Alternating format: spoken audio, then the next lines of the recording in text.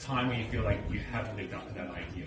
Like, yeah. Well, yeah. I mean, so I wrote a book called "It Was Never Just About Me."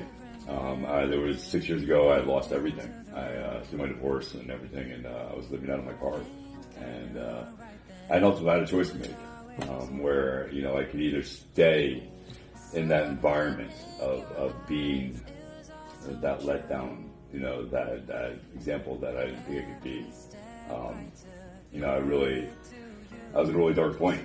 I really felt like through the relationship I had and the negativity that was going on, that I questioned my own existence, that it was whether it was beneficial or not for even to me to be there in their lives. Again, it was my youngest son. I gave him a Superman action figure. It had Superman on one side and Clark Kent on the other, and he held it up and he's like, "Dad." And I was like, "Man, those are huge shoes, to fill, because, I can't fly, I can't dodge bullets, but Superman inspired every other superhero, even though he had the power to take out a villain like that and do what's easy, he didn't.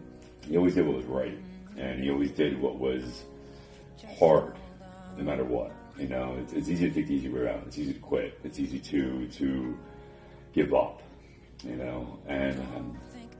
I didn't want to be that example to my kids. I wanted to be more.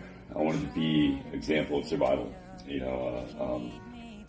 Macklemore, not to quote Macklemore, but he sings a song about if he could be an example of being sober, he could be an example of being starting over, and it really hit home to me.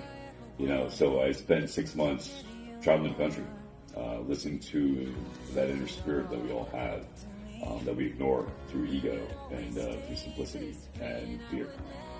And I tossed it all out the window and I listened to that inner spirit, and I traveled the country and I met amazing people that let me know that my energy was off and I was realigning it and I was on the right path. And that was what my whole book is about. When I got done with that, I came home and I realized that my story wasn't just mine, that my story was everybody's, that we all learn the same life lessons. We all are on the same tour bus. Just some of us stay at the bus stop a little longer than others, to learn that lesson. And so I took it to heart, and I really lived up to that expectation that it's okay to be not perfect. It's okay to be perfectly imperfect. And when